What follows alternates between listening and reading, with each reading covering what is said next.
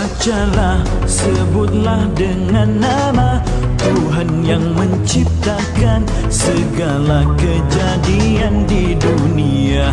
Bacalah, tulislah dengan pena wahyu yang diutuskan, risalah kebenaran untuk insan. Seluruh kasihnya telah Dia curahkan tulus suci, mengisi ruang hati bagai dalam dingin rindu berdakapan. Dengan kata syahdu kasih mesra bersatu. Apa yang kau tahu? Apa yang kau tahu? Apa yang kau tahu? Apa yang kau tahu? Apa yang kau tahu? Bacalah, lihatlah dengan mata selami sanubari putaran panorama hidup ini. Bacalah, tipuan mata hati, bisikan penuh mimpi, melamar kelalaian tidak henti. Suruhan larangan telah Dia sampaikan, jangan pilih haluan di muka. Kelak rebah diri, duka menangisi, tanpa belas kasih disiksa saban waktu. Apa yang kau tahu? Apa yang kau tahu? Apa yang kau tahu? Apa yang kau tahu? Apa yang kau tahu? Akhirat menggamit kisah silam, satu peristiwa Nabi bersendiri. Iqra diturunkan, Muhammad dikamalkan, tersuratlah sudah kalam dari Tuhan. Sekian kalinya detik waktu berlalu, apa terus berbakti untuk Dia, membalasi kasih, syukur dengan nikmat, amal yang bertambah, hikmahnya kan ketemu. Apa yang kau tahu? Apa yang kau tahu? Apa yang kau tahu?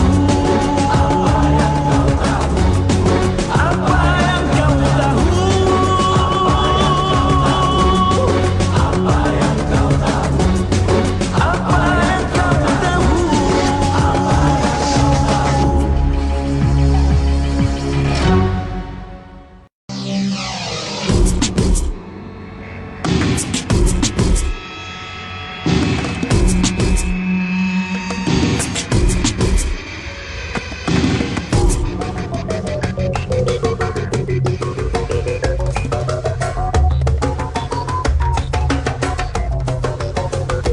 Bacalah, sebutlah dengan nama Tuhan yang menciptakan segala kejadian di dunia.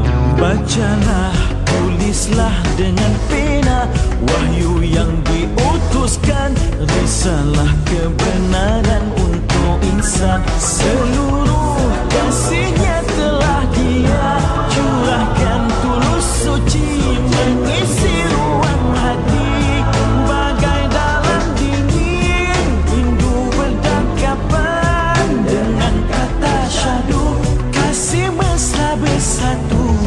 Apa yang kau tahu? Apa yang kau tahu? Apa yang kau tahu? Apa yang kau tahu? Apa yang kau tahu? Bacalah, lihatlah dengan mata selami sanubari putaran panorama hidup ini. Bacalah, tipuan mata hati, bisikan penuh mimpi, melamar kelalaian tidak henti. Suruhan larangan telah Dia sampaikan, jangan pilih haluan di muka.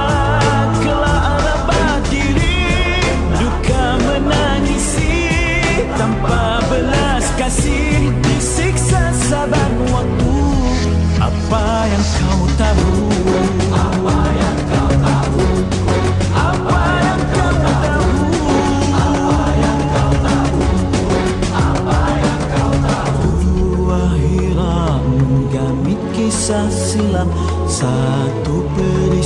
peristiwa Nabi bersendiri.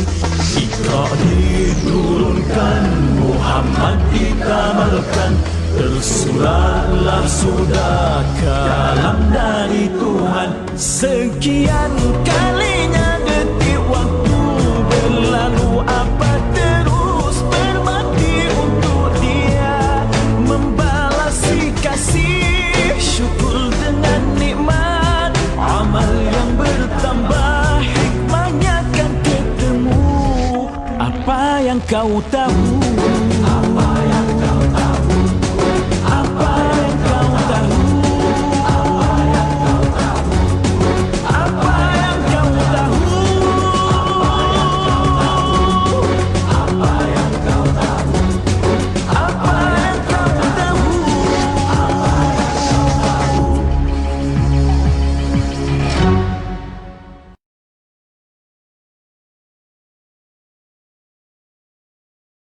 Subhanallah, subhanallah. Assalamualaikum warahmatullahi wabarakatuh. Bismillahirrahmanirrahim. Innal hamdalillah nahmaduhu wa nasta'inuhu wa nastaghfiruh wa na'udzu billahi min shururi anfusina wa min sayyiati a'malina. May yahdihillahu fala mudhillalah wa may yudlil fala hadiyalah. Ashhadu an la ilaha illallah wahdahu la syarikalah wa ashhadu anna Muhammadan abduhu wa rasuluh. Allahumma salli ala Muhammad wa ala ali Muhammad. Rabbi yasir wa la tu'assir bi tammin bil khair. Rabbi shrah li sadri wa yassir li amri wahlul 'uqdatam min lisani yafqahu qawli. Allahumma aftah alaina hikmataka wanshur alaina min khazaini rahmatika ya arhamar rahimin. Wallahu allazi la ilaha illa huwa alimul ghaibi wasyahadah warrahmanir rahim. Wallahu allazi la ilaha illa hu al-malikul quddusus salamul mu'minul muhaiminul azizul jabbarul mutakabbir. Subhanallahi amma yusyrikun. Wallahul khaliqul bari'ul musawwiru lahul asma'ul husna. Yusabbihu lahu ma fis samawati wal ard. Wa huwal azizul hakim. Wala hawla wala quwwata illa billahil aliyyil azim. Wala manja minallah illa ilaih, amma ba'du. Ayyuhal muslimun, ittaqullah. Usikum wa iyaya bittaqwallah. Waqad fazal muttaqun. Sedang penonton sedang jemaah yang dimuliakan Allah Subhanahu wa taala, para penuntut Akademi Ratul Furqan, para pejuang-pejuang kebenaran, muslimin dan muslimat, hadirin dan hadirat. Mudah-mudahan kita semua tergolong dalam golongan hamba-hambanya yang benar-benar bersyukur. Amin ya rabbal alamin. Alhamdulillah. Summa alhamdulillah ala kulli ni'mah. Alhamdulillah ala kulli hal. Pertama mula selama-lamanya, marilah kita sama-sama merafakkan setinggi-tinggi kesyukuran kehadrat Allah Azza wa Jalla. Dalam dikata sebenar-benar syukur yang kita hadirkan dari hati kita ini, dalam kita menyingkapi, menyelami, memahami, menghayati. Syukur yang kita hadirkan atas asbab kesedaran. Dengan kita memahami akan bahawa banyaknya anugerah yang Allah berikan kepada kita hari ini. Terutamanya anugerah iman, amal ketaatan. Wallahi tuan-tuan, iman adalah satu anugerah cukup besar. Kalau kita nak kaitkan dengan peristiwa Isra wal Mi'raj, sebelum Nabi SAW di Isra dan di Mi'rajkan, maka berlaku satu peristiwa yang dinamakan tahun duka nestapa, kematian dua insan yang sangat berpengaruh di dalam perjuangan bagi Nabi SAW. Itu adalah pak saudara Nabi dan juga isteri Nabi Sayyidah Khadijah radhiyallahu anha. Sedang jemaah mulakan Allah Ta'ala, pak saudara Nabi ini membuskan napasnya dalam keadaan tidak mampu mengucapkan kalimah La ilaha illallah. Abu Talib yang mana membesarkan Nabi, menjaga Nabi, dan memberikan apa segala sokongan bentuk rupa. Sayang Nabi, tuan-tuan. Sayang Nabi, anak buah. Kan? Tetapi Allah tak beri iman. Bayangkan. Kita hari ini, yang kalau nak diukurkan perjuangan, tak tahu sejauh mana kita mampu berkorban untuk Nabi SAW. Nak kata sayang pun kita tak tahu sejauh mana sayang kita kepada Nabi SAW. Sebab kita pun tak nampak, tak tengok, tak bersama-sama Nabi. Tiba-tiba Allah pilih kita untuk dapat iman. Allahu Akbar. Allah pilih kita untuk dapat Islam. Allahu Akbar. Adakah kita mampu merasainya? Adakah kita mampu melihat itu anugerah yang besar? Ataupun anugerah ini semakin pudar di akhir zaman ini? Dengan keadaan peristiwa yang pelbagai berlaku hari ini, dengan rekod orang Islam, Melayu Islam yang banyak terjebak dengan hal-hal yang tidak bermoral, keruntuhan akhlak yang pelbagai, dengan kekusutan, dengan keadaan keresahan, kegelisahan, pergaduhan, Masya Allah. Ini semua kerana tidak menghargai nikmat iman, tuan-tuan. Tak rasa feel tu, tak merasai bahawa besarnya nikmat iman. Sebab apa tak mampu merasai? Kerana tidak ada penghayatan di dalamnya. Tiada dia diberikan satu pendekatan untuk memahaminya. Allahu Akbar. Jadi mudah-mudahan Allah SWT bantu kita. Bila Allah bagi kita iman, amal, dan Allah pilih kita untuk belajar taat pula. Istiqomah kita setiap malam, dan kita hari ini dipertemukan lagi, diperjalankan lagi oleh Allah SWT untuk kita duduk dalam ketaatan. InsyaAllah pada malam yang penuh barakah ni, Yaumul Jum'ah Sayyidul Ayyam. Moga-moga Allah Subhanahu Wa Taala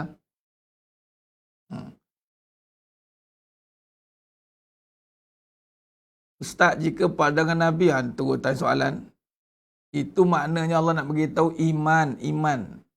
Kita ni, isteri kita beriman. Tak ada alasan dah. Ni nak bagi tahu nikmat imannya bukannya sebarang-sebarang. Dah kalau isteri itu orang Islam, kenapa ada persoalan taat lagi? Dah masuk Islam. Sepatutnya kena apply semua SOP Islam. Yang nak bagi tahu nak dapat iman punya susah. Yang mana iman sudah pasti Islam. Nak bagi tahunya. Jadi bukan jadi alasan. Kita tidak boleh kata isteri Nabi, pak saudara Nabi pun tak dapat Islam, isteri Nabi Nuh pun tak masuk Islam. Itu tak masuk Islam. Ini dah dalam Islam, tuan-tuan. Ke kita kahwin dengan orang kafir, tak kan? Kita kahwin dengan orang Islam kan? Ini masalahnya. Kita kahwin dengan orang yang dah tahu, dah digaris pandu kan, dosa pahala, halal haram. Tetapi soalan, kenapa tak mau taat? Kerana tak hargai nikmat iman. Dia tak tahu betapa besarnya nikmat iman. Bila nak tahu? Di akhirat nanti. Baru tahu nikmat iman besar bagaimana. Di dunia bolehlah rasa nikmat pangkat, harta, kedudukan. Di dunia, kita melihat harta yang berguna. Di dunia, kita melihat kedudukan yang berguna. Tapi satu masa nanti, semua itu tidak berguna. Seperti mana face mask satu ketika dahulu tidak berguna, tuan-tuan. Dia pandang remeh. Tapi hari ini, kegunaannya mengatasi nilai nyawa. Tak ada ni, jangan, mati lah. Ada sekarang kadang sampai tahap fikiran macam tu pun ada. Nanti kan lebih besar daripada kesamaan 1000. Nampak? Dulu dipandang remeh. Samalah dengan iman, amal, ketaatan. Dipandang remeh. Okay? Jadi kita dah masuk Islam, please appreciate. Kita dah jadi orang beriman, please appreciate, hargai. Buktikan yang kita ni taat. Dengan kita bersungguh-sungguh untuk melakukan segala suruhan. Meninggalkan segala larangan. Sebab itu setiap minggu menjadi rukun kepada khutbah Jumaat. Yang mana saya sebutkan tadi. Ittaqullah usikum wa iyaya bittaqwallah faqad fazal muttaqun. Takwa kepada Allah. Seruan ini diserukan kepada orang lelaki, suruh didik isteri. Takut kepada Allah. Takut kepada Allah. Apa maksud takut pada Allah? Lakukan suruhannya. Tinggalkan larangannya. Kita dah duduk dalam agama Islam. Mana mungkin kita persoalkan segala suruhan agama. Jadi sebenarnya yang mulakan Allah SWT. Itu masuk dia. Besarnya nikmat iman, amal ketaatan ni. Kita bersyukur banyak-banyak. Subhanallah. Jangan kita melihat ketiadaan benda. Kemudian kita tersandar ketiadaan apa-apa. Tersandar kita seakan-akan tidak berguna. Kita lupa ada satu pada diri kita ini lebih bernilai dari seluruhnya. Apa dia? Iman. Tuan-tuan, sebenarnya yang mulakan Allah Ta'ala. Sekarang kita tak nampak lagi nilai iman. Tunggu nanti akhirat nanti. Sekarang mungkin kita boleh pandang rendah dengan nilai iman. Mungkin kita percaya tapi kita ada ragu. Boleh ke Ustaz? Boleh ke? Kan? Sebab itu pentingnya kita duduk dalam majlis ilmu setiap malam. Tak apa, korban waktu kita sikit. Sekurang lebih sejam macam tu. Kita korban tekad setiap malam kita istiqamah, tuan-tuan. Sebab iman ni satu perkara yang perlu diperbahaskan setiap masa, tuan. Iman perkara gaib bukan perkara zahir. Yang zahir pun nak dibahas pun tak faham-faham. Ini kan pula yang gaib, tuan-tuan. Yang zahir pun nak dipaham pun tak faham-faham. Aku tak kerti lah nak pakai benda-benda ni. Padahal depan mata lah. Ini kan pula tentang iman yang tersirat di sebalik apa yang kita lihat. Malam saya kongsikan bagaimana ada persoalan, Ustaz, kenapa iman ni, Islam kena percaya benda yang tak nampak, Ustaz? Memang hidup memang begitu. Memang banyak perkara yang tak nampak daripada yang nampak. Dalam kehidupan memang lebih banyak tak nampak daripada nampak. Contoh, kalau ikut komposisi air, tuan-tuan, dengan udara, mana lebih banyak? Udara ke air? Udara. Komposisi udara dengan air. Malah dalam air pun ada udara. Dia panggil oksigen. Nampak? Nampak. Jadi maknanya, gaib lebih menguasai yang zahir. Sama juga dalam kehidupan, kalau anda tidak ada satu kepercayaan untuk percaya benda yang tak nampak. Contoh, tak boleh buat satu benda yang belum ada. Maka anda akan mundur ke belakang. Anda akan jadi golongan yang tercicir. Inventor, orang yang Allah berikan ilham untuk mencipta. The creator, seni bina, reka bentuk semua. Dia melihat dia sebelum orang lain lihat. Dan dia believe dia boleh buat. Itu pun dah boleh kontrol dunia, tuan-tuan. Ini kan pula kita melihat lebih jauh daripada dunia. Apa dia? Syurga, pahala, dosa, suruhannya. Mana mungkin kita merempat di bumi Allah SWT ini.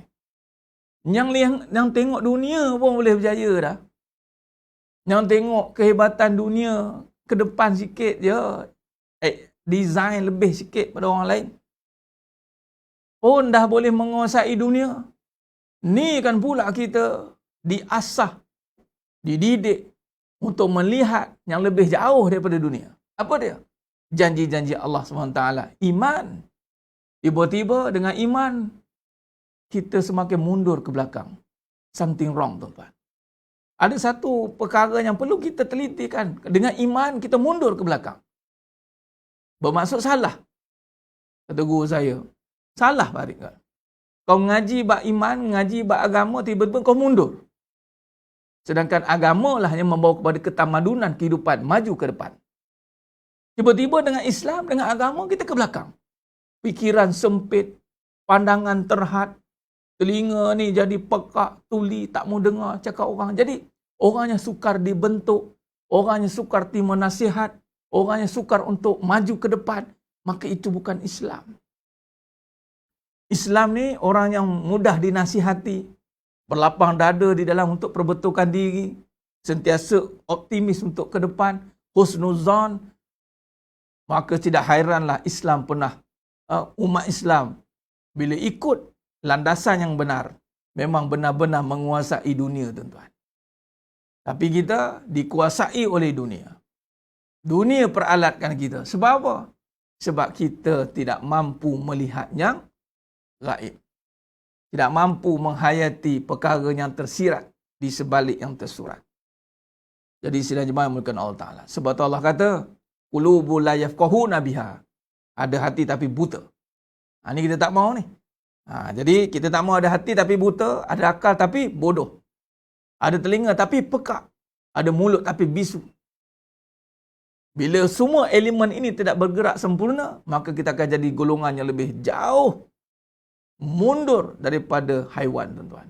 Golongan, sedangkan Allah jadikan manusia ni khalifatul fil ard, laqad khalaqnal insana fi ahsani taqwim. Summa radadnahu asfala safilin. Illa allazina amanu, kecuali orang yang beriman. Orang yang beriman mesti menggunakan hatinya melihat yang tersirat. Mesti menggunakan telinganya mendengar segala suruhan. Mesti menggunakan mulutnya untuk melakukan segala tuntutan. Seluruh pergerakan dalam diri ini disinergikan. Ini kita nak buat, tuan-tuan. Allahumma salli ala Muhammad wa ala ali Muhammad. Jadi sedang jemaah yang memuliakan Allah Subhanahu wa taala. Meneruskan kajian ilmu kita pada malamnya penuh barakah ni dalam perbahasan akal dan kolbu. Kita dah gabungkan dah perbahasan akal dan kolbu ni, tuan-tuan. Bila sebut akal dan kolbu, bermakna kita dah nak menyusun kembali. Kita dah faham menyusun kembali bagaimana pelaksanaan tuntutan. Apabila Allah beri akal, ini satu anugerah besar. Kita tak nak akal yang dirosakkan. Bagaimana tak nak akal yang dirosakkan? Maka kita kena bimbing akal ini dengan kolbu. Jadi digabungkan akal dan kolbu. Ustaz, nafsu apa jadi? Nafsu sudah berada di belakang akal. Sudah berada di belakang kolbu. Bermaksud akal, kolbu, nafsu. Kedudukannya begitu. Jadi, yang memegang kedua-duanya itu adalah kolbu. Kolbu menguasai nafsu, kolbu menguasai pikiran. Bila kolbu ini yang menguasai kedua-dua elemen ini, maka didatanglah kekuatan untuk menggerakkan kehidupan. Hidup tidak akan bergerak ke mana-mana sekiranya kolbu ini tidak digerakkan, tidak dihidupkan. Jadi sedang jemaah yang memuliakan Allah SWT, dalam perkara ini menghidupkan kolbu. Malam kemarin kita dah sentuh tentang bagaimana pada kolbu ini perbincangan melibatkan rohani. Pada kolbu itu juga ada perbincangan tentang naluri. Baik. Naluri ini kebiasaan adat. Naluri. Tapi naluri ini boleh hilang apabila nafsu menguasai. Sebab itu jangan terkejut, kita lihat manusia di akhir zaman ini apabila hidup berorientasikan dan berorientalis mengikut nafsu. Apa itu nafsu? Itulah perasaan, keadaan, kebendaan. Ingat, bila sebut nafsu, apakah makanan dia? Perasaan, keadaan, kebendaan. Bila ini jadi hidup, jadi makanan dia, maka naluri kemanusiaan akan hancur. Sebab apa? Sebabnya ada hanyalah kerosakan. Tak ada dah nilai-nilai dia panggil kemanusiaan. Tak ada, hilang. Bila hilang, tuan-tuan, maksudnya nafsu sedang menguasai akalnya. Itulah dipanggil akal yang di luar kawalan. Dipanggil akal yang tidak waras. Luar daripada kewarasan akal. Bila akal ni dia tidak waras, maka dia tidak mampu membezakan hukum dah. Halal haram, halal jadi haram, haram jadi halal. Ataupun kalau dia tahu itu haram, tetapi dia tidak mampu melaksanakan tuntutan itu. Macam contoh, tadi Tuan Kabir Man kata tentang taat seorang isteri kepada suami. Dia tahu taat ini satu tuntutan, dia tahu taat ini satu kewajipan, tetapi mungkin nafsu dia sudah menguasai diri dia. Ya? Allahumma salli ala Muhammad wa ala ali Muhammad. Khair. Baik. Duit kalau jumpa tak tahu nak bagi siapa, masuk dalam tabung sedekah kan. Niat sedekah, habis cerita. Kita jumpa tak boleh ambil terus sebab bukan hak kita. Baik, Allahumma salli ala Muhammad wa ala ali Muhammad. Khair. Baik, jadi maknanya kita nak memahamkan, ya? Allahumma salli ala Muhammad wa ala ali Muhammad. Bagaimana pada malam ini kita nak terus hidupkan perbincangan kolbu ini Semua tahu kan tentang kolbu ni perbahasan tentang apa? Jiwa. Maka jiwa ini yang kita nak dia pimpin akal. Akal inilah nanti bila jiwanya memimpin akal, maka akal akan mula sekali kerja akal. Dia akan mengenal. Akal ni apa? Maksudnya mengenal segala suruhan dan larangan. Maka bila kata mengenal segala suruhan dan larangan, bermakna mestilah mengenal terlebih dahulu pencipta, iaitu Allah. Saya tulis Allah tu, saya tulis terus Jawi. Ni kan ada isu kan. Nanti ujung-ujung nanti saya cerita sikit. Nak kongsikan apa yang saya muzakarah dengan ayahanda saya. Allah. Maka mengenal pencipta, iaitu Allah. Qul huwallahu ahad. Bila sebut tentang Allah, maka katakan, Allah kata, dia Allah. Ahad. Baik. Bila kata nak mengenal, sebab suruhan larangan ni, kalau tak mengenal siapa yang suruh, siapa yang larang, maka kita takkan ada kekuatan untuk melaksanakan. Contoh macam polis lah, kita tak kenal polis. Siapa suruh? Polis. Siapa polis? Tak tahu. Tak kenal. Tak tahu setahu mana polis boleh buat. Maka suruhan dan larangan itu, kita tidak akan ambil berat. Contoh macam pakai seat belt lah. Tak ada polis tak pakai. Bila nampak polis kelang kabut tarik. Sebab apa? Kenapa larangan itu, suruhan itu kita mampu lakukan? Sebab kita kenal polis. Sebab apa kita suruhan, contoh, duit. Suruhan duit kita mampu buat. Sebab kita kenal ma'rifatul duit. Kita kenal sangat duit. Apa kesan kalau tak ada duit. Kita kenal. Nampak tidak? Okey. Kenapa kita tengok current, wire, kita takut nak pegang? Kita kenal apa kesan dia. Jadi kenapa suruhan dan larangan ni susah kita nak buat? Sebab tidak kenal. Wallah. Siapa Allah? Ini masalah ni. Ini masalah besar bila tak kenal ni. Bila tak kenal, maka kita tidak akan mampu beramal. Ada orang beramal tapi tidak kenal, lama-lama tinggal. Orang yang beramal, dia tidak kenal, amalannya akan tinggal. Dia akan tinggalkan. Bila dia tinggalkan? Bila berhadapan dengan musibah. Hentam satu kali, tumbang. Tinggal. Kita tak mahu begitu. Kita nak beramal, suruhan dan larangan, syariat, tetapi amalan kita itu adalah asasnya daripada mengenal. Jadi, maknanya kita nak gerakkan balik perbincangan kolbu. Bila sebut mengenal, itu kolbu. Baik, begini. Ini perbincangan asas ya tuan-tuan. Ini kalau letakkan dipanggil strata ataupun kedudukan pengajian ni wajib ni. Wajib bagi segala wajib. Cuma bila masuk dalam bab amanah, saya ulang lagi sekali ya. Kita dalam bab amanah tuan-tuan Bila bab amanah, perbincangan kita lah perbincangan bersandarkan kepada sifat wajib bagi Nabi SAW. Baik, bila macam ni, kita membincangkan tentang kehidupan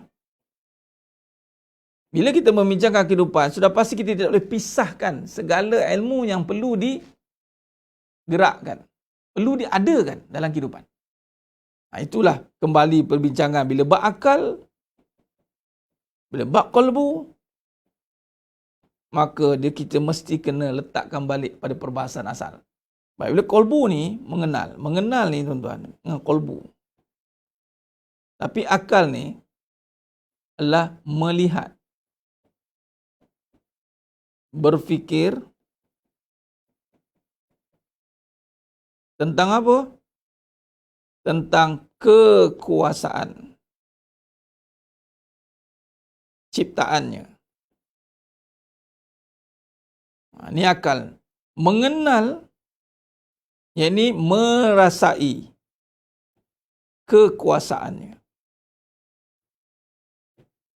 Yakni kekuasaan Allah lah.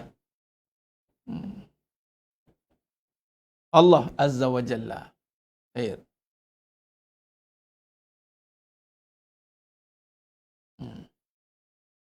Baik. Jadi sedang jemaah mulakan Allah Subhanahu wa taala.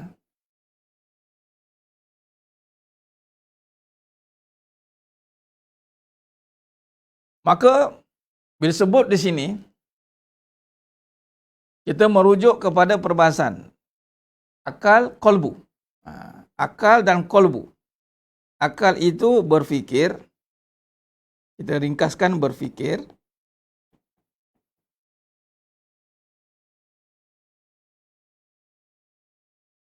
Qalbu itu berzikir.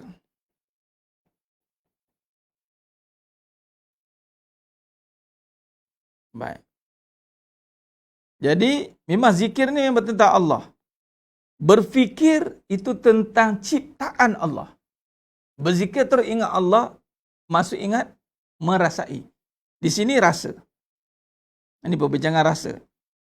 Rasa apa kat sini? Rasa takut.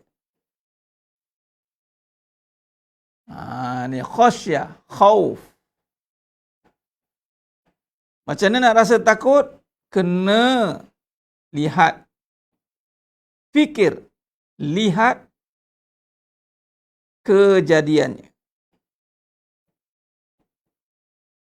Ini Allah yang suruh. Lihat kejadiannya. Yang ini kejadian Allah. Baik. Bila kata berfikir, berzikir. Bila berzikir, itu dengan hati. Berfikir, itu dengan fikiran lah. Baik. Namun, fikiran ini mestilah didorong oleh rasa takut tadi. Bukan berfikir dengan ragu. Tak boleh. Maksud, rasa takut dibina dengan melihat kejadian lalu berfikir tentang kebesarannya. Itu kaedah dia tuan-tuan. Allahumma salli ala Muhammad wa ala ali Muhammad. Baik. Jadi maka di sini, bila kita fahamkan balik pergerakan terhadap qalbu, akal dan qalbu ini, yang mananya akan nanti menjadi penggunaan semasa. Setiap masa guna itu adalah seruan berfikir. Afala yatafakkarun, afala ya'qilun. Itu berfikir. Dan bila suruhan berfikir ini sebenarnya dia menyuruh kepada menghayati. Kemarin kita bincang penghayatan.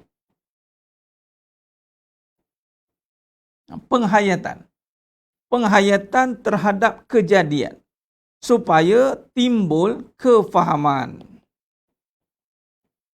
Faham dia duduk dekat qalbu. Faham duduk kat qalbu, tuan-tuan. Baik. Ni kita syarahkan dulu perbincangan ini, kemudian kita tengok contoh dia terus ya. Saya kena bincangkan dulu kaedah ni, kemudian baru kita tengok contoh. Terus kepada tamsilan dan ayat-ayat yang menyokong perbincangan kita pada malam yang penuh barakah ni. Baik. Boleh setakat ni? Alhamdulillah. Sebab itu jangan hanya kita memahami satu kaedah yang kita ingat berzikir ini pegang tasbih. Itu perbuatan. Itu dah masuk kepada lafaz. Bukan tak boleh, tapi jangan hanya tengok yang itu. Sebab itu kita jangan terpengaruh, malah jangan terfitnah. Ustaz, dia pegang tasbih tapi dia buat jahat, Ustaz. Itu masuknya. Kita tak mau, kita biar ada kefahaman yang menyeluruh. Oh, maknanya dia belum faham lagi lah ya Ustaz. Ya. Sebab tu macam contoh soalan kemarin. Ustaz, berzikir ni maksudnya ingat. Kan sudah pasti ingat dimulakan zikir. Zikir dimulakan. Afdal zikru fa'lam annahu la. Afdal zikru fa'lam annahu la ilaha illallah. Nampak? Nah, ini zikir. Ini zikir ni. Bila kita zikir, maksudnya kita menghayati, memahami akan maksud sebutan ini melalui ni penghayatan kepada kejadian. Kejadian. Sebab tu nanti saya akan bawa contoh-contoh ayat-ayat. Sebab itu kadang-kadang orang dia macam ni, dia saya mudahkan perbincangan ni tuan-tuan. Allahumma salli ala Muhammad. Kita bila tak relatekan dengan kejadian, maka kita tak akan dapat rasakan kekuasaan Allah Ta'ala itu. La ilaha illallah. Lepas tu tak tengok, tak sebut je. Lepas tu tak nak buat satu kajian ke? Ataupun dia hanya sebut la ilaha illallah. Itu yang tanya Ustaz, kena geleng kepala ke? Kena goyang ke? Itu perbuatan selepas itu. Tetapi sebelum dia nak buat itu, pastikan penghayatan sampai dulu. Tak nak nanti dibuat-buat, diikut-ikut. Sebab ini bukan taklid ikut-ikut. Jadi maknanya, bila sebut la, maknanya pergi kepada menafikan, menidakkan. Okey, baik, kita masuk pada contoh ya. Menafikan, menidakkan, pergi kepada ilah, kuasa.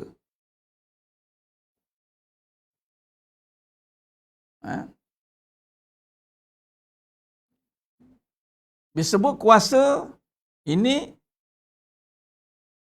tunggal ni, mufrad. Menafikan kuasa dan menyatakan hanya ada pada Allah. Bila kata menafikan kuasa ni, di sini kita nak tengok pada penghayatan tadi. Menafikan kuasa yang ada pada benda. Di sini kita kena tengok balik pada kejadian. Kuasa, menafikan kuasa benda. Nampak? Dan menyatakan isbat. Disebut isbat, menyatakan illallah, hanya ada kuasa Allah. Tu. Baik, bila macam tu, baru kita akan pindahkan perbahasan ini kepada melihat kejadian. Melihat kejadian. Baik, sekarang ni tuan-tuan, yang jadi masalahnya adalah apabila tak sampai kepada perbahasan kehidupan itu. Kita tahu dah kalimah ni. Kita selalu sebut kan? Selalu sebut la ilaha illallah. Dah sebut selalu. Tetapi penghayatan terhadap kehidupan, akal tidak didorong untuk melihat. Itu maksud saya. Maksud dia, kita hanya menyebut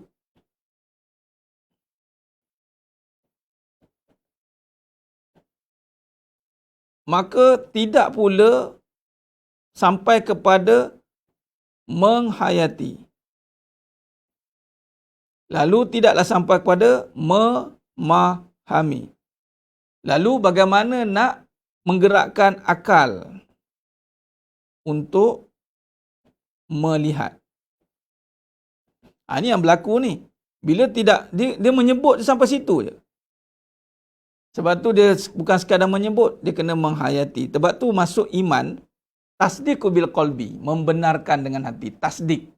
Terus bila sebut tasdik, terus penghayatan, memahamkan. Okey? Baik. Bila begitu, bila kita dah faham begini, tuan-tuan, Allahumma salli ala Muhammad wa ala ali Muhammad. Maka teruslah kepada penghayatan, kefahaman yang menggunakan akal ini untuk mendalamkan. Mendalamkan ni maksudnya lebih kita untuk menghayati lagi. Sebab tu akal dan kolbu, dia tak boleh pisah tu. Dia tidak boleh terpisah antara dua ini sepatutnya. Bila dia bergerak seiring. Contoh, saya mudahkan lagi perbincangan ini. Contoh, bila Allah berikan kita satu sifat yang datang dari hati ini, katalah sifat kasih sayang. Bila sifat kasih sayang itu dimasukkan dalam hati, sudah pasti akal bergerak untuk melihat kasih sayang. Tu akal dia akan bergerak melihat kasih sayang yang ada itu. dengan hati dia. Tu maksud dia punya kronologi dia tu, susu jalur dia begitu. Mesti, akal mesti. Nampak perbuatan dia, af'al lah. Teringat, ini dengan kasih sayang Allah. Tu maksud dia. Dia mesti, dia tidak boleh terpisah. Akal ni dia tak boleh terpisah. Bila hati digerakkan untuk memahamkan, menghayati. Bila akal tengok dia akan ingat.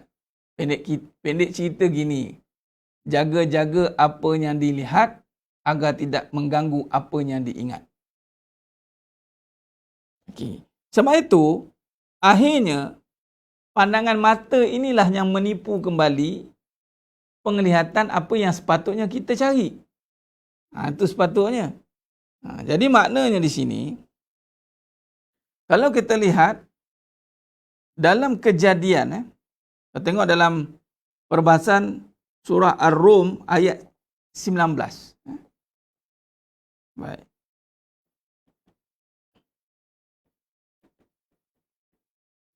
Dalam surah Ar-Rum ayat 19, yang mana Allah berfirman, Dia mengeluarkan yang hidup daripada yang mati dan mengeluarkan yang mati daripada yang hidup dan menghidupkan bumi setelah mati kering dan seperti itulah kamu dikeluarkan daripada kubur.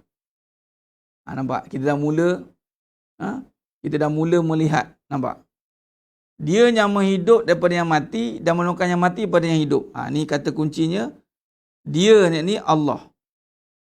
Disebut dia, yakni Allah yang menghidupkan.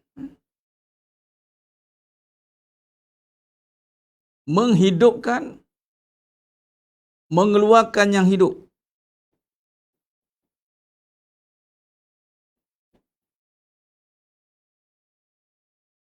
Daripada yang mati. Ni ayat dia tuan-tuan. Ini kita kaji, tengok. Baik. Kita kaji pada kehidupan. Baik, kalau kita lihat, Allahumma salli ala Muhammad wa ala ali Muhammad. Daripada surah Ar-Rum, ayat 19, kita mula kaji surah ayat 19. Mengeluarkan yang hidup daripada yang mati. Meluarkan yang hidup daripada yang mati. Kemudian, mengeluarkan yang mati daripada yang hidup. Allah buat juga reverse balik. Mengeluarkan yang mati daripada yang hidup. Bermaksud proses kejadian lah.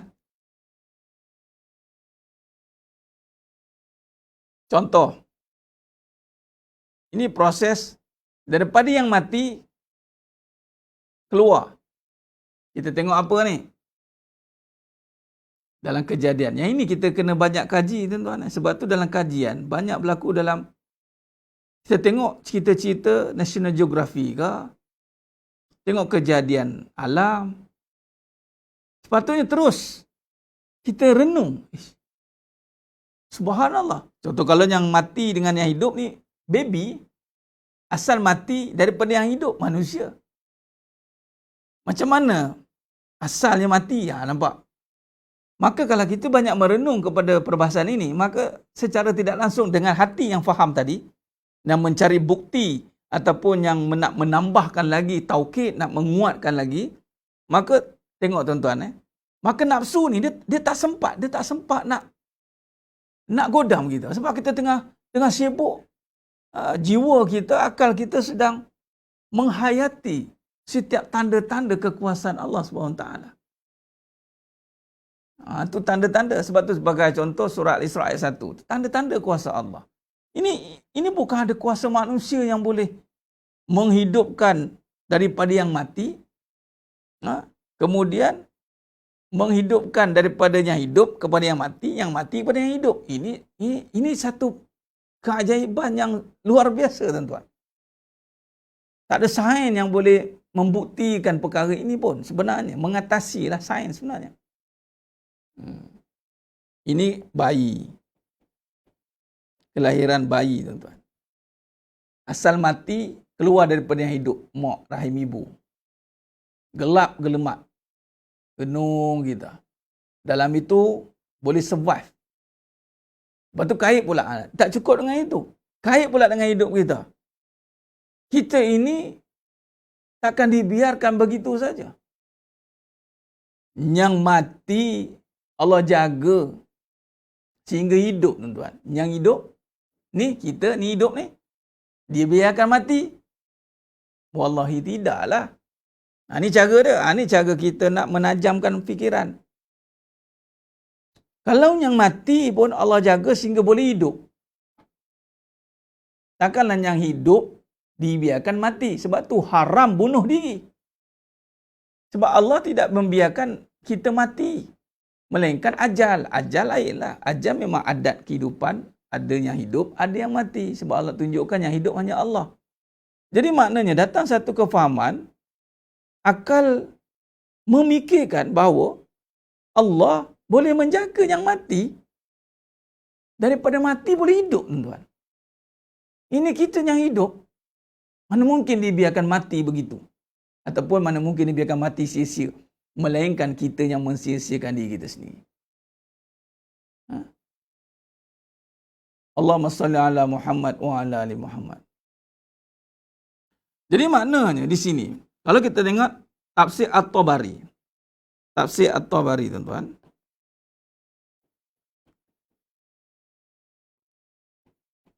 Mensyarahkan ayat ini. Allah SWT berfirman, dia mengeluarkan yang hidup dari yang mati dan mengeluarkan yang mati dan hidup, iaitu keluarnya manusia yang hidup daripada air mani yang mati. Nampak? Tafsir Tabari, tuan-tuan. Manusia ni, bayang, asal dari air mani. Surah Sajadah ayat 8. Air mani ni mati, tuan. Mana ada nyawa air mani ni? Nampak? Ulama mengatakan, iaitu keluarnya manusia yang hidup pada air mani yang mati dan mengeluarkan air mani yang mati daripada manusia yang hidup. Ini lebih detailnya begitu. Allahu Akbar, tuan-tuan. Mengeluarkan manusia dari air mani yang mati dan mengeluarkan air mani, tuan-tuan, yang mati. Ini pengajian ni. Jangan pelik pula dengar. Inilah sedalam itu nak kaji kita. Bukan sedalam, maksudnya sedetail itu yang nak diberikan penekanan, tuan. Allah meletakkan, tak nampak juga tak tahulah. Tu geram tu nak cakap tu. Buta juga tak tahu. Air mani yang mati daripada manusia yang hidup. Air mani tu mati daripada yang hidup manusia. Ni satu, tengok Allah buat begitu. Patutnya hidup dengan hidup lah kan, tuan-tuan. Kita ni nak hidupkan benda mesti hidup. Dah mati tak boleh buat apa. Betul tidak? Alamak Ustaz, dah mati lah Ustaz. Tak boleh buat apa. Kita nak hidup contoh api. Jangan bagi padam, jangan bagi padam. Kangan tak boleh nak bakar. Ini tidak, tuan-tuan. Manusia dihidupkan daripada mati. Air mani itu mati. Mana ada nyawa? Tapi dari pati air mani itulah dihidupkan manusia. Masya Allah, tuan-tuan. Tuan-tuan, jadi kalau kita lihat setakat kehidupan kita yang, Ustaz saya buntu lah Ustaz, saya tak tahu apalah Ustaz. Renung balik. Air mani yang mati pun boleh jadi manusia. Ini kan apa yang aku buat hari ni. Impossible. Tu datang satu semangat. Subhanallah. Patut orang beriman ni, tuan-tuan, kalau dia kaji baik-baik, subhanallah. Perniagaan. Mati Ustaz perniagaan saya ni Ustaz. Apa masalah mati? Air mani yang mati pun boleh jadi manusia. Ini kan perniagaan yang mati. Takkan tak boleh nak hidup kan? Melainkan kamu mati. Kita pun faham. Allahu Akbar. Bermaksud kekuasaan Allah Ta'ala itu mampu menjadi semangat kehidupan kita. Boleh jelas? Itu dia. Maknanya, anda jangan saya matilah Ustaz duduk dengan dia ni. Jangan. Saya tak boleh hiduplah Ustaz dengan suami saya ni. Saya tak boleh hiduplah Ustaz dengan isteri saya ni. Saya tak boleh hiduplah kat sini Ustaz. Ustaz, saya tak boleh hiduplah dengan COVID ni sekarang Ustaz. Ustaz, saya tak boleh hiduplah Ustaz. Bila cakap macam tu nak bunuh diri. Kes bunuh diri banyak sekarang ni. Betul tidak? Allahu Akbar. Saya tak boleh hiduplah Ustaz. Saya tak boleh. Jangan. La. Mamnu' ditegah. Tuan-tuan. Allahu Akbar. Tengok ayat ini. Allah boleh menghidupkan. Kamu takkan mati selagi mana kamu hidup dengan Allah Subhanahu Taala. Sebab itu semangat kita menjadi satu perkara yang penting. Rantaian raudah, bukan hidup ke apanya, bukan hidup tu. Tu tanya. Maknanya apa? Di sini kajian daripada tafsir At-Tabari ni, Allah kata dia mengeluarkannya hidup dari mati dan mengeluarkannya mati daripada hidup. Jadi maknanya jangan mudah-mudah nak letak hidup mati pada makhluk. Hidup mati hanya pada Allah. Inna salati wa nusuki wa mahyaya wa mamati lillahi rabbil alamin. Akan mati kita selagi kita hidup dengan Allah Subhanahu wa taala. Itu jelas. Maka kata al-mufassirin lagi, dan juga firman Allah Taala dan menghidupkan bumi setelah mati. Tadi ayat tadi apa? Allah tunjuk tu satu manusia. Kemudian Allah ceritakan tentang bumi. Ayat 19, masih ayat 19. Menghidupkan bumi setelah mati. Bumi setelah mati, yakni kering. Kita tengok tempat-tempat setengah itu tanah kontang, kering kontang. Contoh tak jauh Makkahul Mukarramah sekarang tuan-tuan. Dulu padang pasir. Sekarang ada tempat-tempat yang telah ada tumbuh pokok-pokok hidup tuan-tuan. Allahu Akbar. Tuan-tuan, Sidang Jemaah Mukarramah Ta'ala, banyak tanda-tanda yang kita boleh jadikan sebagai sumber semangat kita. Kita bangun pagi tengok bumi dulu kering tuan-tuan, tempat ni pokok kecil besar. Kita siram ke pokok kat tepi jalan tu? Tak ada, besar hidup. Maka di sini Allah mengatakan menghidupkan bumi setelah mati, dan seperti itulah kamu akan dikeluarkan daripada kubur. Dan di sini tidak habis di situ. Allah berceritakan bagaimana keadaan kubur.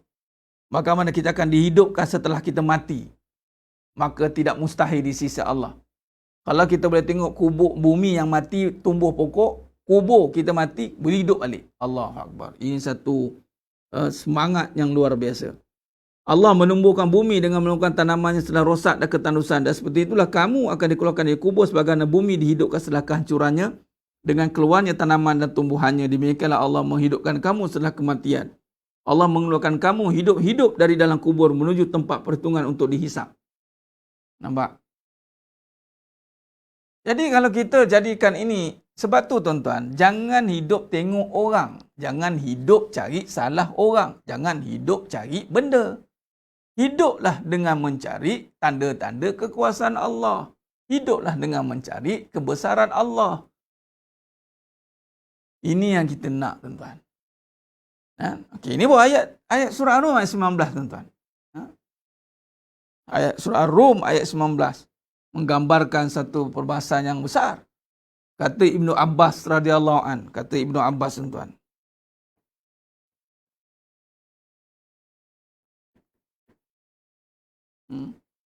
Mengenai firman-Nya, dia mengeluarkan yang hidup dari yang mati dan mengeluarkan yang mati dan hidup, bahawa Allah mengeluarkan air yang mati pada manusia, kemudian air yang mati tersebut Allah ciptakan manusia. Itulah yang dimaksudkan mengeluarkan yang hidup dari yang mati dan mengeluarkan yang mati pada yang hidup. Namun Al-Hasan mempunyai tafsiran sedikit berbeza. Dia berkata yang dimaksudkan dengan dia mengeluarkan yang hidup dari yang mati dan mengeluarkan yang mati dari hidup adalah orang beriman. Al-Hasan pula, mufassirin lain mengatakan orang beriman, orang kafir mengeluarkan orang yang kafir daripada orang yang beriman. Maksudnya hidup dan mati ini juga dikaitkan dengan hati. Orang beriman jadi kafir, kafir jadi iman. Allahu Akbar. Itu dia tuan-tuan. Ya. Jadi maknanya dalam surah Ar-Rum ayat 19 ini, ini kata kita kaji kehidupan. Kalau kita kaji satu-satu ayat, itu tafsirlah, pengajian tafsir. Tapi kalau kita mengaji kehidupan, kita nak merujuk ayat-ayat Al-Quran, kemudian kita nak ambil balik sebagai panduan agar hidup kita berada dalam landasan. Ini caranya. Jadi, sedang jemaah yang dimuliakan Allah Subhanahu Wa Taala, maknanya di sini, tiada satu alasan yang kita boleh jadikan, tiada panduan. Kerana kejadian-kejadian yang Allah jadikan ini cukup untuk memandu hidup kita. untuk kita berada di dalam kekuasaan Allah SWT. Khair. Maka di sini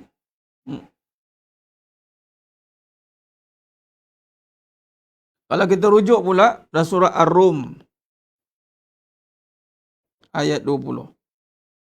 Ini yang saya katakan antara ayat-ayat yang menjadikan kita boleh berfikir.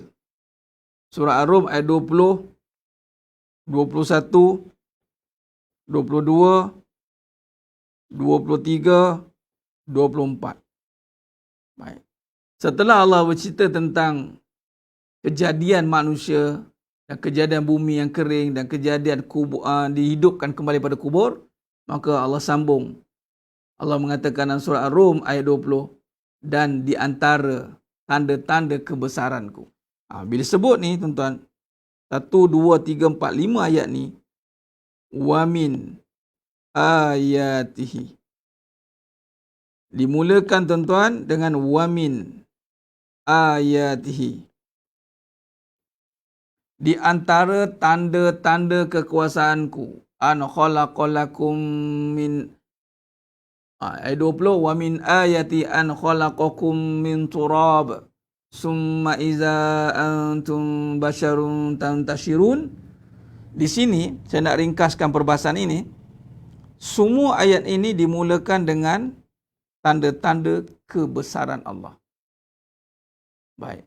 Jadi maknanya dalam kita berbicara soal akal mengenal ciptaannya, di mana kita nak mengenal atau nak merasakan kebesaran Allah, tidak lain tidak bukan Allah menyuruh kita melihat pada ciptaannya. Baik. Sebelum saya sambung perbahasannya ni, saya nak tunjukkan susunan tuan-tuan. Tuan-tuan lihat keajaiban kebesaran Allah SWT. Tengok. Bila sebut tentang Al-Quran, yang juga membawa kepada maksud Al-Furqan. Iaitu apa? Kita fokus kepada yang Al-Furqan dulu. Sebab kita sedang berada dalam perbahasan Al-Furqan. Apa dia? Pembeza.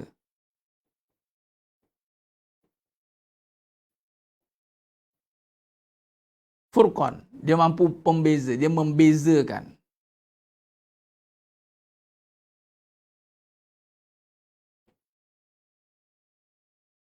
Baik. Bila kata membezakan, cuba tengok tuan-tuan. Wahyu yang pertama turun. Ni nak kait dengan Quran ni. Sebab tu pengajian dalam bab amanah ni, insya-Allah lah, taklah kata berat, tapi kita kena bagi effort lebih sikit. Sebab kita nak gabungkan. Dia panggil hikmah-hikmah, kebijaksanaan-kebijaksanaan yang boleh kita gabungkan agar menjadi satu panduan. Baik. Kalau kita lihat, ayat yang pertama turun, wahyu pertama itu bermula dengan Iqra.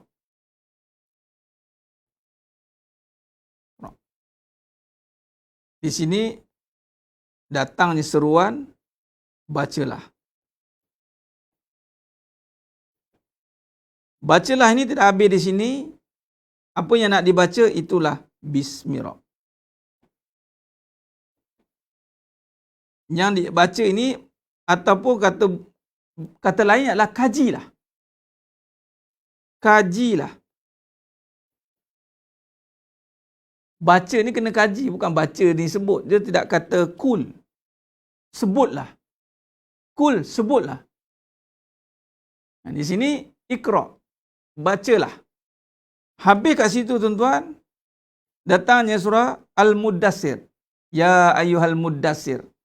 1 hingga 3. Muddassir.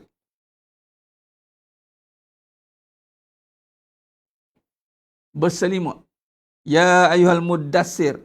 Kum fa'anzir. Warabbaka fakabbir. Nampak? Di sini, kalau kita lihat, kajilah. Ni kita tengok. Kemudian, turun, bangunlah.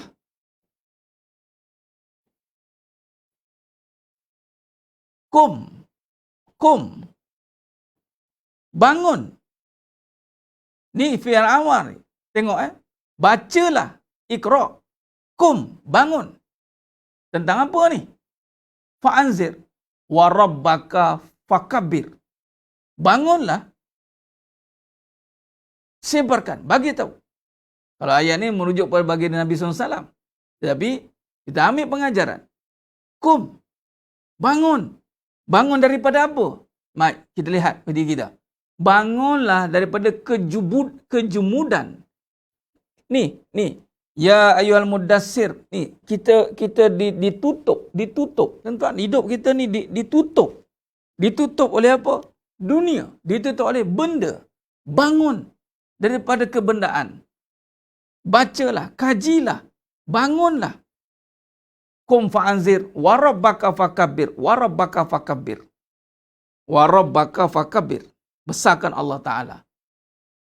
Anjuran untuk membesarkan Allah.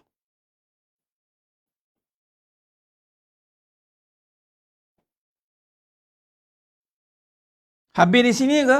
La. Kalau kita lihat, kemudian Al-Fatihah. Ini ayat pertama kan? Susunannya.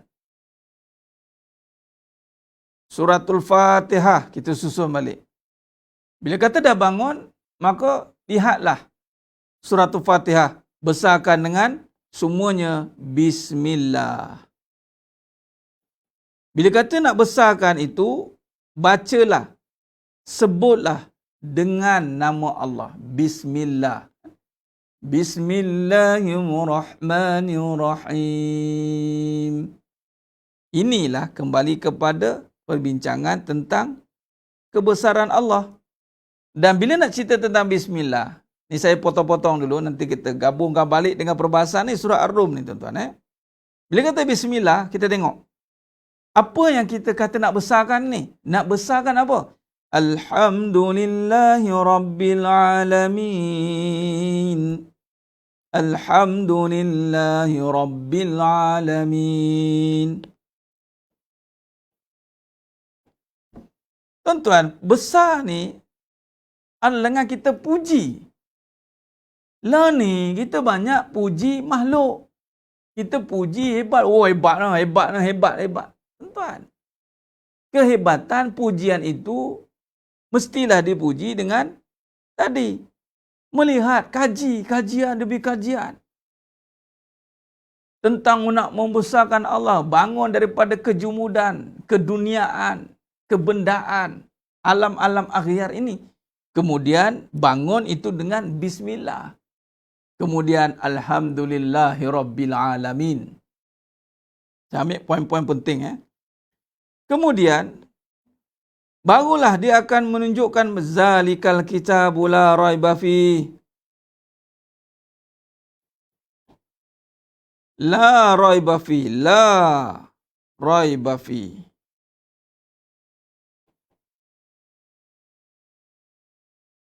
Tiada keraguan, tuan-tuan. Maka ketika kita nak menjadikan Al-Quran itu sebagai panduan, pastikan kita tiada keraguan. La raiba fih, tiada keraguan. Nampak?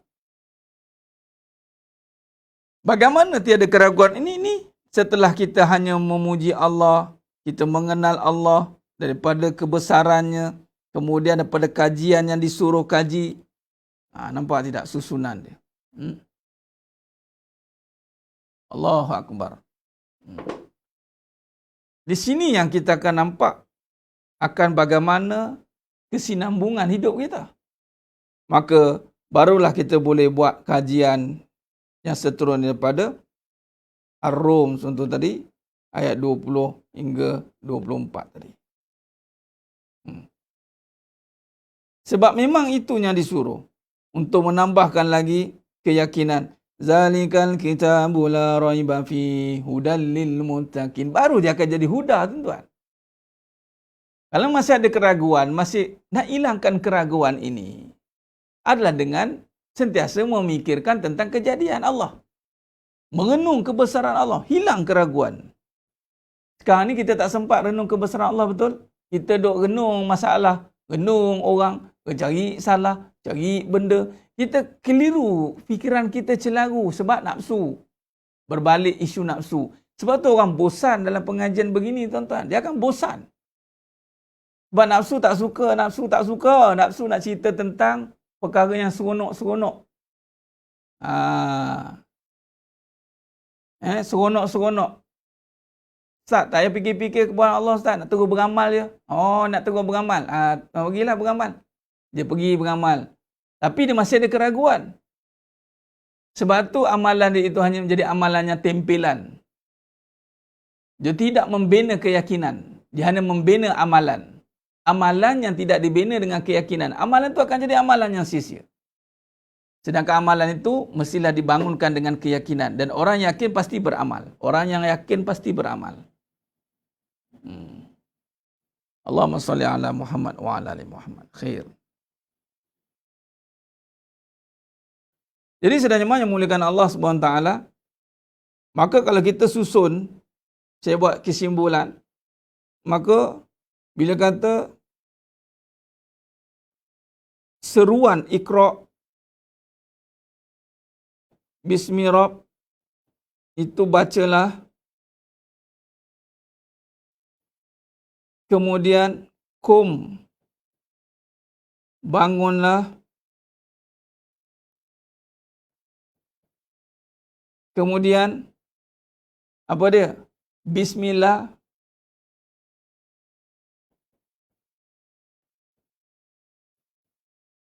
Pujilah.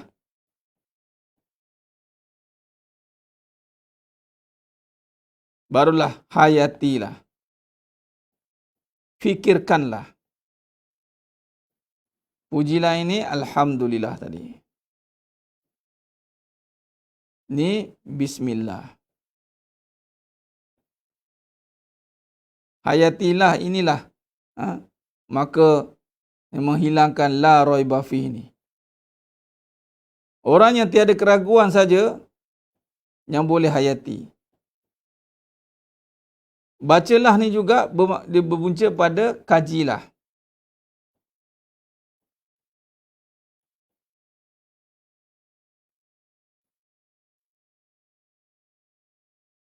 Allahumma salli ala Muhammad wa ala ali Muhammad. Jadi maknanya, barulah kita lihat sempurnanya akal nanti. Yang ini semua ni, perbincangan yang bacalah, bangunlah, bismillah, pujilah, hayatilah. Ini yang akan pergi kepada qalbu lah, semua ni. Perbahasan qalbu itu. Di sinilah lepas ni, dia masuk akal ni, maka melihat tanda-tanda wa min ayatihi tadi.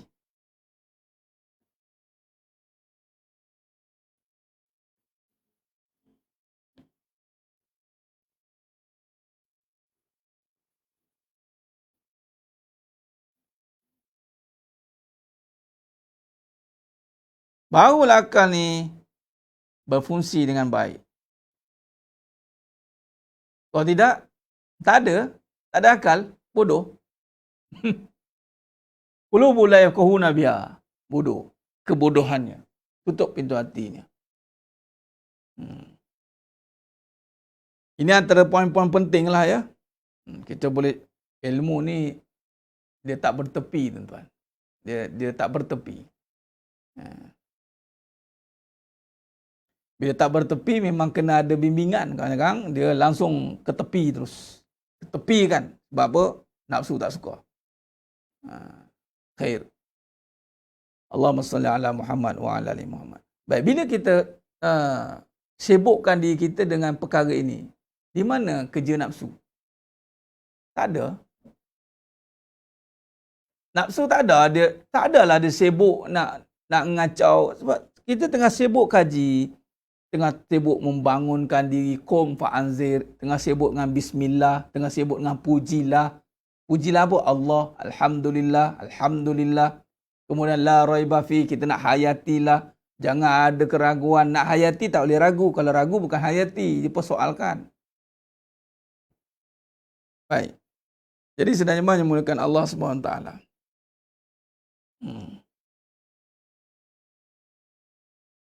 Oh, boleh.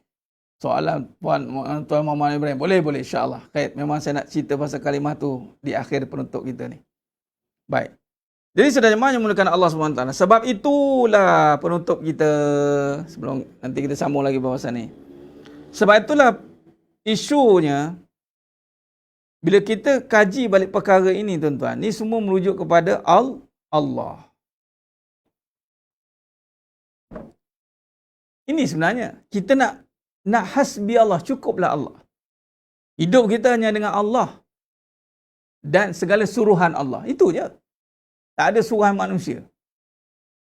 Suruhan Allah, Allah suruh ikut siapa? Baru kita ikut Nabi SAW. Kemudian siapa lagi? Ulama warasatul anbiya. Apa yang Nabi suruh, kita ikut. Itu je. Kemuncak dia. Kalau tak sampai kepada Allah, maka tak sampailah hidup kita. Tak ada kehidupan. Baik. Maka di sini, bila sebut Allah tuan-tuan, kita akan pergi ke sini. Pergi ke kalimah kan. Dia antara ini dengan yang mana satu kita pakai. Agak-agak ni lah. Yang ini Rumi.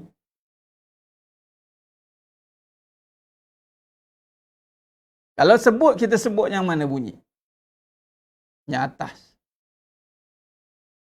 Cuma kita Rumi, kita pakai yang bawah. Tapi sebut, kita pakai yang atas. Sebut, kita pakai yang atas. Tulis makna, kita tulis yang bawah. Okey. Boleh? Okey. Baik. Beberapa soalan saya timbulkan di sini. Satu. Betapa Allah nak bagi satu trigger di saat ada agama lain yang nak menggunakan tulisan ni di tempat lain. Ni bukan kalimah Jawi. Bukan yang daripada Al-Quran. Al-Quran yang ini. Tapi kita pakai yang bawah ini. Bila kita dah biasa uruf, adat, kebiasaan, sebut Allah ni kita dah sebut. Walaupun eja A-L-L-A-H. Allah. Ikut sebutnya atas. Tapi tiba-tiba ada penggunaan di tempat lain. Yang mana memang sepatut tidak pun. Tapi cuba diguna. Baik, di sini datang satu persoalan. Adakah kita benar-benar jaga Allah? Adakah kita benar-benar faham tentang Allah?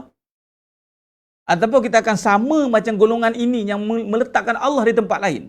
Ini soalan. Saya nak bawa satu pemikiran.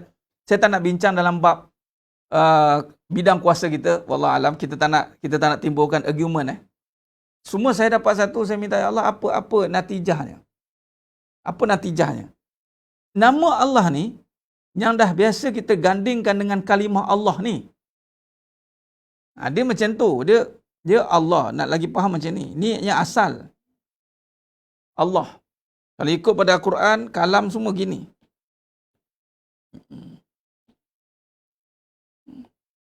Tulisan pun kena macam tu. Allahu. Panjang lagi lah kalau nak bahas kalimah ni. Yang mana asalnya sebagai ulama meletakkan kalimah ilah ni. Asalnya. Ini ayah anda saya pakar lah bab ni. Asalnya ini ilah. Diletakkan, dipanggil lam ta'rif.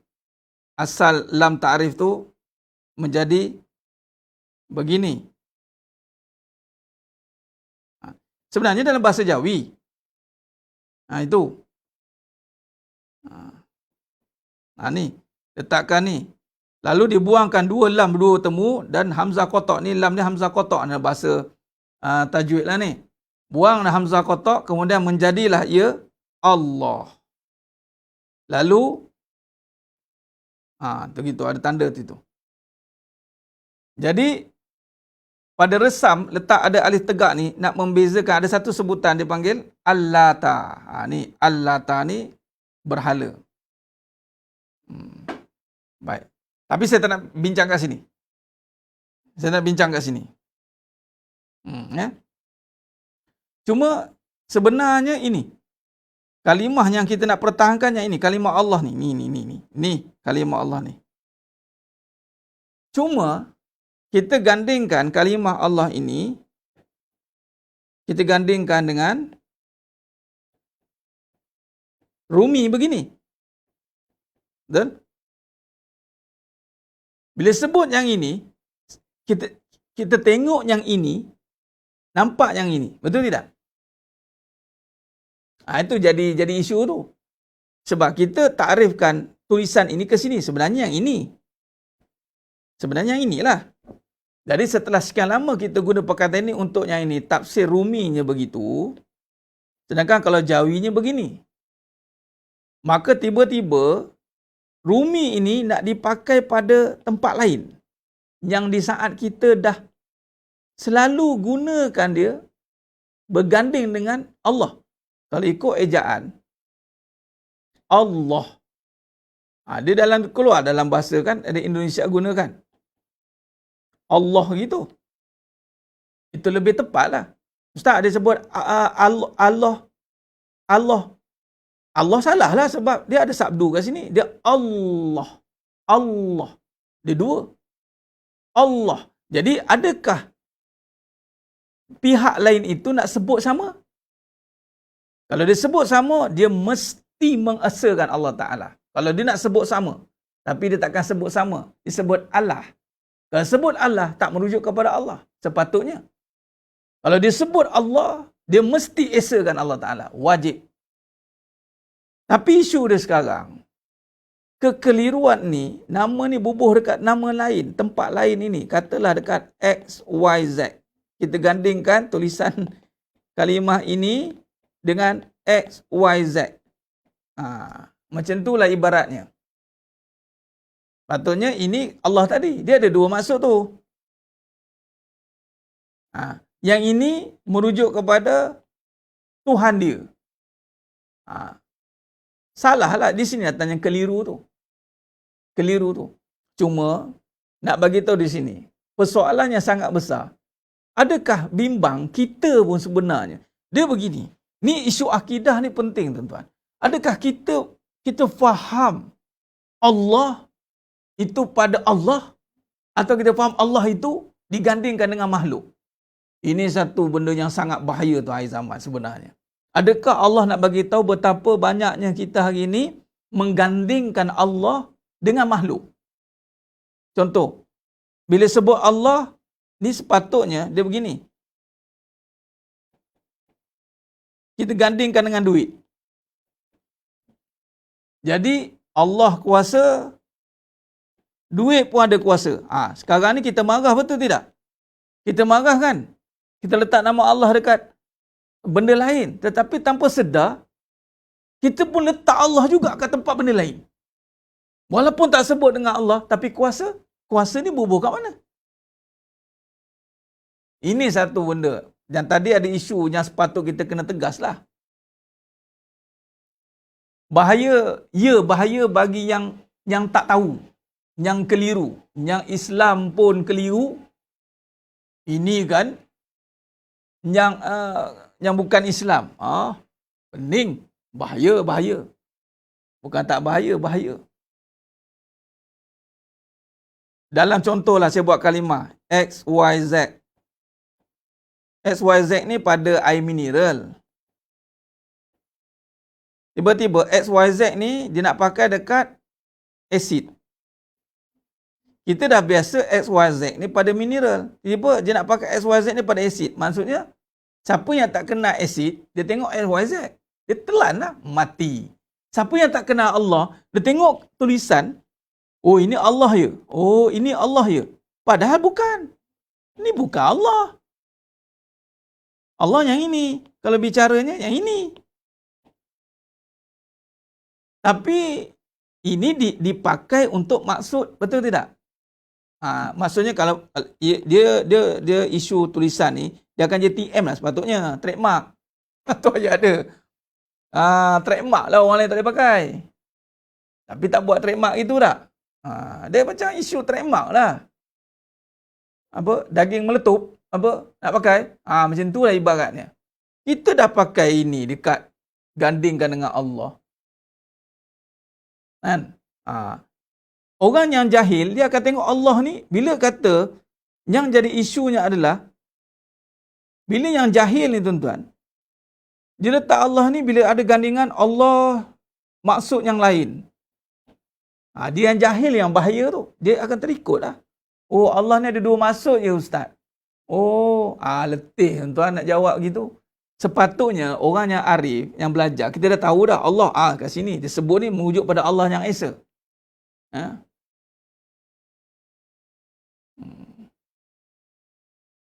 Baik. Jadi sedemikian yang mulakan Allah Subhanahu Wa Taala. Jadi ini yang bahaya kekeliruan. Dia nak guna ejaan Allah. Saya lebih letak ejaan Allah. Ejaan A-L-H. Dan dia tak boleh pronounce Allah. Kalau sebut dia pronounce Allah, bukan merujuk. Dia kalau pronounce Allah, dia kena mengucap. Sebab Allah kul huwallahu ahad. Kul huwallahu ahad.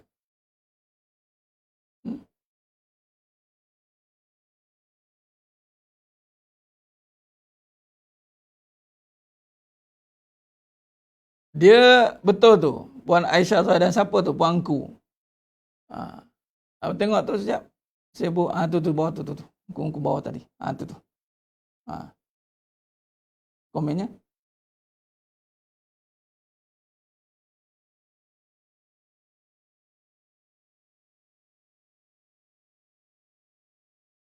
Ya, itu yang saya masukkan tadi. Kita sebut marah bukan Allah, tapi kita tak marah pada mereka yang meruntuhkan tiang agama. Itu saya bagi tahu tadi. Dalam dua maksud ini, Allah nak membawakan satu kepada keadaan. Adakah kita, ihfazillah, yahfazka. Adakah kita benar-benar ihfazillah? Adakah ihfazillah kita jaga Allah? Sebenarnya dalam isu ini adalah dua perkara ni. Dan yang jadi isu apabila kita melihat bahasa Rumi. Ni. Sebenarnya, yang ini saya ulang lagi sekali ya. Bila kita sebut yang ini, A-L-L-A-H, dia merujuk sebutan yang ini. Kita akan sebut yang ini, bukan yang ini. Kalau ini, Allah. Tapi, ejaan Rumi ini, ejaan Jawi ini, sebenarnya tidak timbul isu. Tetapi isunya adalah kita dah pakai ejaan Rumi ini, di sini kita dah gandingkan dia. Jadi bila dah ganding, mentaliti kita dah tangkap. Tengok ini kita anggap ni kalimah. Sebenarnya ini bukan kalimah asal. Kalimah asal yang ini. Tetapi sebab kita dah uruf pakai biasa.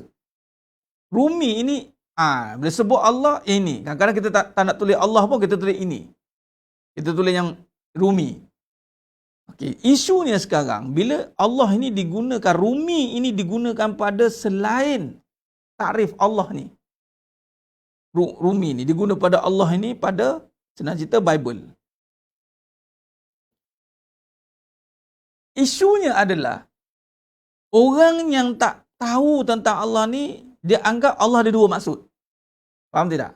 Sedangkan kita sebut Allah ni yang ini. Senang cerita perlu ada penguatkuasaan lah. Ini pihak pengatasan kita tak boleh cerita lah bab ni. Cuma satu perkara yang sangat penting, satu perkara yang kita sangat penting yang kena faham. Sebab tu tadi ya Puan Fazal, sebab tu dia bukan hak milik, dia menjadi patent, TM lah, trademark, copyright. Orang tak boleh pakai sebab kita dah pakai. Contoh kita dah letak nama ini dekat produk ini. Tiba-tiba kita ambil nama tu pakai kat produk kita. Patut kita tulis saman, sepatutnya. Tapi wallahu alam apa yang berlaku contoh kan. Ini satu agenda. Tapi satu poin yang penting tuan-tuan, saya nak bagi tahu. Adakah kita pun buat benda yang sama? Tu tanpa sedar. Adakah kita letak maksud Allah ini pada makhluk? Bible nak buat tuan-tuan. Adakah orang Islam buat juga? Soal. Ini nanti pihak KDN tengah bincang lah tuan-tuan. Kita tak payah nak out of control, kita steady. Yang penting iman kita pastikan. Jangan kalau kita bangkit, kalau dia guna yang belah kanan. Dia guna yang belah kanan ni bangkit. Kalau dia guna belah kiri, hujah.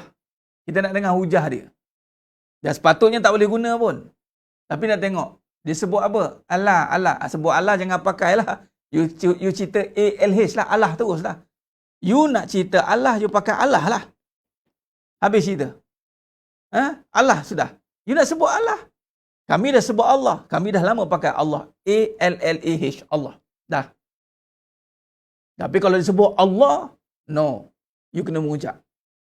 Simple lah nak masuk dengan Islam. Habis cerita.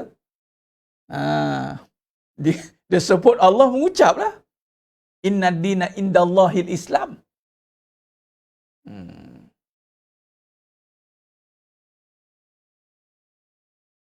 Sebab tu tak boleh.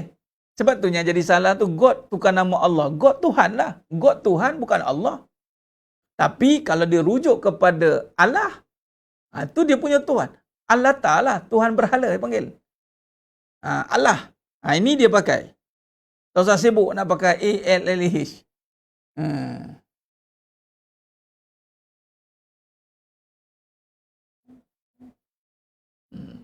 Ya, Puan Nur Afiti Basri. Memang dari sudut positif kita boleh nampak macam tu. Tapi banyaknya yang orang Islam pun negatif juga nanti. Allah pun sekarang ni kita letak banyak tempat. Betul tak kita letak Allah ni banyak tempat sekarang ni? Bertempat. Contoh kat mana? Allah bertempat. Sedangkan dalam Ahli Sunnah wal Jamaah, wujud bila bil makan. Wujud Allah tanpa tempat. Tapi kita tempat dengan Allah. Contoh apa? Allah tu dekat masjid dia. Keluar masjid jadi setan. Allah dekat Mekah dia. Balik Mekah, huru-hara. Dia rasa Allah ni bila pakai kopiah. Pakai kopiah dia, Allah. Buka kopiah, hilang Allah dia. Ataupun Allah ni bila solat. Luar solat, habis hilang Allah. Ini maksudnya. Maksudnya, adakah kita menghayati? Adakah kita menjaga Allah? Ihfazillah. Ini satu kisah benar, tuan-tuan. Saya selalu cerita benda ni. Iblis, tuan-tuan, dia dah takkan buat kita keluar agama bagi yang masuk agama. Tapi sekarang pun ramai juga yang keluar. Wa na'udzubillah min zalik. Ya Allah, minta jauh lah. Tapi dia akan buat kita ragu dengan agama. Ragu dengan Allah. Ini keraguan. Antara ciri-ciri ni lah, ada dua maksud ni. Kita mula ragu. Orang yang atas pagar, pening lah. Orang atas pagar pening. Nampak? Kisah dia, soal apa ni, ada orang WhatsApp saya dulu kan, kahwin, tuan-tuan. Ustaz, saya nak tanya, tiba-tiba saya dapat WhatsApp. Cerita dah lama lah, setahun lepas, 2 tahun lepas.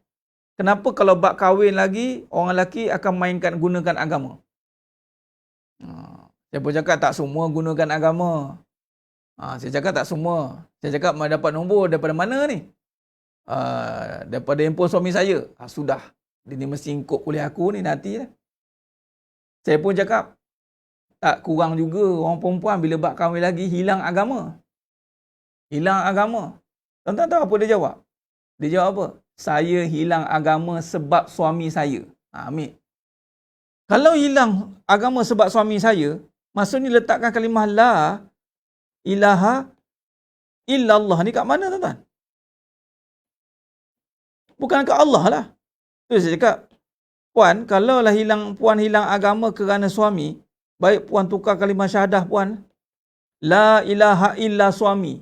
Tuan-tuan, silanya mahmud Allah Ta'ala, berapa ramai hari ini menggandingkan Allah dengan makhluk. Ini yang bahaya, tuan-tuan. Sedangkan kita dah nafikan tak ada Tuhan, tak ada Tuhan. La ilaha illallah. La ilaha illallah. Inilah Nabi suruh cukup takut. Nabi suruh jaddidu imanakum. Jaddidu imanakum. Kaifan jaddidu imanana. Bagaimana kami ni, ya Rasul, nak perbaiki iman kami? Min aksiru min qawli la ilaha illallah. Perbanyakkan la ilaha illallah. Rupanya berlaku tu hari zaman. Rupanya dahlah nama tulisan Rumi Allah nak guna tempat lain. Dahlah orang yang tulis Allah pun lupa Allah. Ini kan Allah ada dalam Bible. Pening. Habislah, tuan-tuan. Baginya mengaji tak masalah. Yang mengaji tak masalah, tu tulisan Rumi. Yang tak mengaji, kita pertahankan tak mengaji ni. Yang atas pagar ni. Yang terang-terang Allah macam ni pun, dia berubah dekat suami. Yang terang-terang kalimah Allah, tuan-tuan. Kalimah Allah ini dah terang-terang pun diletakkan makhluk. Ini yang berlaku. Jelas? Jadi maknanya kata kuncinya, kita serah pada pihak berkuasa lah. Adapun kita cukup malam ni dapat sikit info ataupun tambahan bermaksud kalimah yang thayyib, yang benar, itu yang ni. Yang ini eja Ar-Rumi, yang mereka nak pakai Rumi. Adapun walaupun dia nak pakai Rumi, tak boleh sebab mengelirukan. Tak boleh lah. Sebab kita dah pakai. Lama dah, sekarang pun nak pakai. Atau urusan apa? God. God dalam bahasa apa? Tuhan. Tuhan pakailah.